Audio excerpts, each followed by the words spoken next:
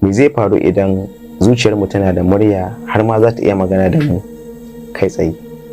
Tabbas abu ne na tashin hankali, amma dai mu je kai tsaye a cikin bidiyon domin jin yadda idan zuciyarmu tana da murya me zai faru da mu. Idan zuciyarka tana da murya, shin zaka saurare ta ne ko kuwa zaka toshe kunnuwanka ne daga barin jinta? To bara ka ji. Zuciyarka tana da abubuwan da kwata-kwata kwakwalwarka ba ta iya fahimtar, domin kuwa tana ɓoye gaskiyar da take gudu daga ɓangaren ta wadda ba ta buƙatar ka sani baki ɗaya. Shin kai mai sauraren zuciyarka ne ko kaka?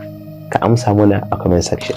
Ki zama shining star da garin Justima Global Collection, domin kuwa mun kawo muku garin kiba na Justima product kai tsaye. A cikin product ɗinmu na Justima, ki manta da bushewar fata kuma ki yi bankwana da kakkaɓewar gashi. Ga abubuwan da product ɗinmu yake yi na Justima product, zai saka maki kiba da kuma lafiya ba tare da wani side effect ba. Sannan kuma zai saka fatar ki ta yi mulmulmul kamar wata jaririya. Sannan kuma bayar da sheki da kuma haske a fatar. Sannan kuma zai kare gashin ki daga kirkirewa ko kuwa bushewa. Justima product sirrin kyau da kuma lafiyar jiki. Da mai buƙatar ƙarin bayani, ga lambar waya na a gaban wannan screen ka ɗauka kai tsaye domin magana da ma'aikatanmu na wannan kamfanin na Justima product.